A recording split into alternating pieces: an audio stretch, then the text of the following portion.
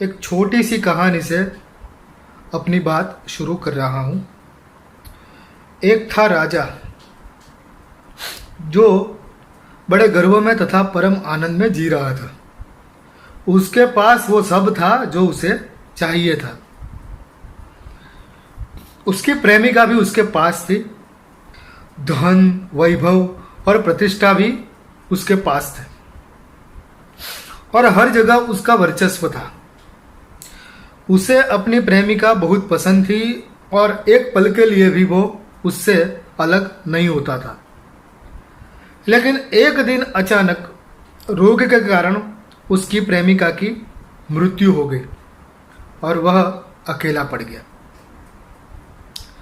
ऐसा कोई नहीं था जो उसकी बात ना माने और उसे लगने लगा था कि उसकी किसी भी चीज को कोई छीन नहीं सकता।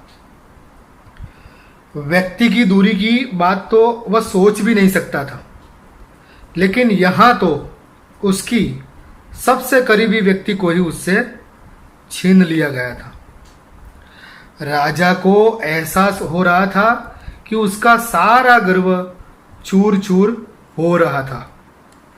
एक क्षण में उसका सारा आनंद दुख में रूपांतरित हो चुका था और यह बड़ा असह्य हो पड़ा था उसके लिए।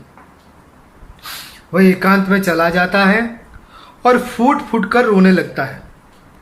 वह मन ही मन कहता है कि कौन है ऐसा बलशाली और मुझसे भी समर्थ जिसने आज मुझे परास्त कर दिया। पूछना चाहता हूं मैं उससे कि किस कारण से उसने मेरे साथ यह किया। आखिर मैंने किसी का क्या बिगाड़ा था जिसकी यह सजा मुझे मिल रही है। लेकिन उसकी यह फरियाद सुनने वाला था कौन? कौन था जो उसके इन प्रश्नों का समाधान करे? मित्रों, यह कहानी मैंने आपको इसलिए सुनाई क्योंकि यह सवाल मैं आपसे करना चाहता हूं।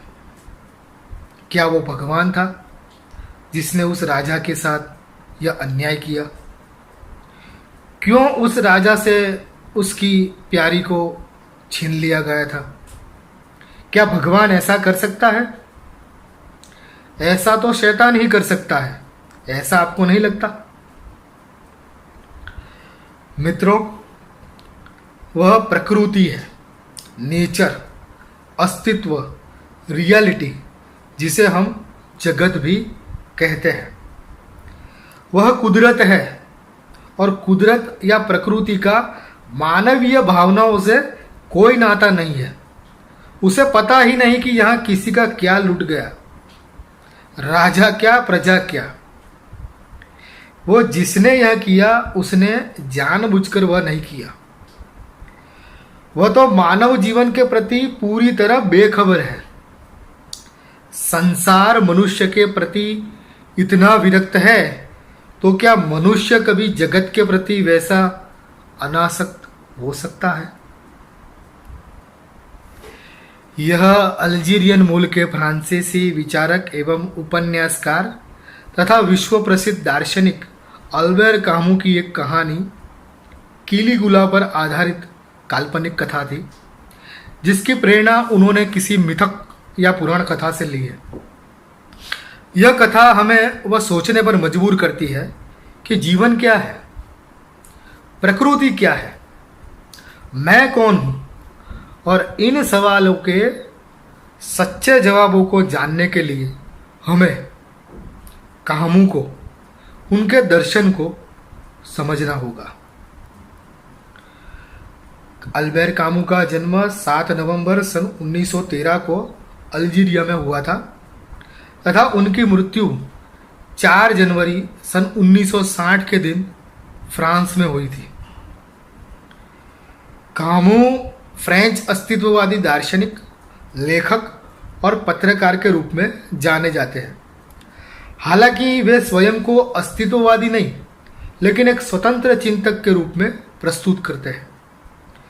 सुविख्यात उपन्यासकार, नाट्यकार, सर्जक एब्सर्ड विधा के लेखन और सर्जन में जिनकी गहरी पेठ रही है, ऐसे पिछली सदी के इस दार्शनिक को साहित्य क्षेत्र के प्रसिद्ध नोबेल पुरस्कार से सम्मानित किया गया है।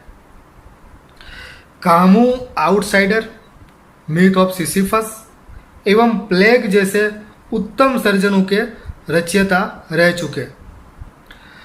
कामू को मानव स्वातंत्र्य के बड़े हिमायती बुद्धिवादी के रूप में पहचाना जाता है। आइए जानते हैं इस प्रतिभा संपन्न दार्शनिक के कुछ विचार थोड़े सूत्रों के माध्यम से। पहला सूत्र, सौंदर्य असह्य है। यह कहने वाले अल्बेर कामू के विचार खतरनाक है। उन्होंने साफ साफ जीवन की व्याख्या इस सूत्र से की है। सूत्र 2, कामू कहते हैं मेरे पीछे मत चलो, मैं तुम्हारा नेतृत्व ना भी कर पाऊं। मेरे आगे मत चलो, मैं तुम्हारा अनुसरण ना भी कर पाऊं। आप सब मेरे साथ चले और मेरे मित्र बने। तो आओ 2 कदम कामू के साथ चले, ना गुरु ना चेला बने, मैत्री ही हमारे लिए सब कुछ हो और साथ चले हम सब। सूत्र 3, सुख क्या है? इस खोज को जारी रखोगे तो तुम कभी भी सुखी ना हो पाओगे। अगर तुम जीवन का अर्थ खोजते रहोगे तो तुम कभी भी जी नहीं पाओगे। ज्योतिषियों को मत पूछो कि तुम क्या कर सकते हो। किसी को पता नहीं कि तुम क्यों पैदा हुए। और स्मरण रहे, कामू कहते हैं कि तुम्हारे जीवन का अर्थ भी तुम्हें नहीं खोजना है, वह अनिश्चित है। कहीं लिखा नहीं विधाता की किसी किताब में जो तुम उसे खोज सकते हो। तुम्हें खुद अर्थ पैदा करना है अपने जीवन का। जीवन खोज नहीं वरन सृजन है। तो दूसरों से मत पूछो और दूसरों के साथ खुद की तुलना भी मत करो। तुम अतुल्य हो, तुम अद्वितीय हो। तुम्हें खुद अपने जीवन की रचना करनी है। यह जॉर्ज बर्नार्ड शो के उस सूत्र की भांति ही है जहां वे कहते हैं कि तुम्हें आत्मखोज नहीं करनी है, आत्मसृजन करना है। सूत्र 4, आखिरकार शिशिर की गहराई में मुझे पता चला अपने भीतर छुपे एक अजेय ग्रीष्म का। ठंडी में ही गर्मी का एहसास होता है और गर्मी में ठंडी का। सूत्र 5, यह एक किस्म का आध्यात्मिक दम है जो लोगों को ऐसा सोचने के लिए प्रेरित करता है कि बिना पैसों के सुखी जीवन जिया जा सकता है। यह अपवाद हो सकता है, लेकिन अपवाद का कोई सिद्धांत नहीं होता। संत बनने की कोई टेक्निक नहीं होती, न हर कोई संत बन सकता है। सूत्र 6, बुद्धिजीवी या इंटेलेक्चुअल व्यक्ति वह है जिसका मन स्वयं को देखता है। मेडिटेशन का अर्थ भी यही है। मन की स्वयं को देखने की सहज क्रिया ही व्यक्ति को एक इंटेलिजेंट व्यक्ति बनाती है। मन को पालथी मारकर ध्यान लगाने से नहीं देखा जा सकता, लेकिन कृष्णमूर्ति कहते हैं वैसे संबंधों के दर्पण में देखा जा सकता है स्वयं को। सूत्र 7, ऐसा कोई कारण या तर्क नहीं है जो निर्दोषों की मौत को उचित सिद्ध कर सके। निर्दोष को मारना अतार्किक है। एक जगह पर रसेल कहते हैं कि प्रेम ज्ञान है और नफरत अज्ञान। उसकी याद आ जाती है। सूत्र 8, जिनमें हिम्मत का अभाव होता है वे उस अभाव को सही ठहराने के लिए हमेशा एक तत्वज्ञान घड़ लेते हैं। ऐसे फलसफे या विचार का कोई महत्व नहीं। यह आध्यात्मिक भ्रम या कोरी कल्पना है, उसका वास्तविक वजूद कुछ भी नहीं। सूत्र 9, मैं सिर्फ एक कर्तव्य को जानता हूं और वो है प्यार करना। मनुष्य का फर्ज सिर्फ मोहब्बत करना है। अगर हम प्यार कर सकते हैं तो दुनिया बर्बाद नहीं होगी। हमें हमारा कर्तव्य निभाना है, हमें बस प्यार करते रहना है। सूत्र 10, सरकार नैसर्गिक रूप से ही विवेकहीन होती है।